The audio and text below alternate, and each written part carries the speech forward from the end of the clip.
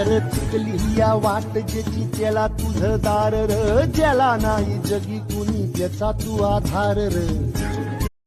तेरा दीवाना तो कभी किसी से न हारा, तेरी मस्ती में रहूं मैं तो कश्ती. बेलाचे पान वाहतो महादेवाला, वंदन करतो दैवताला.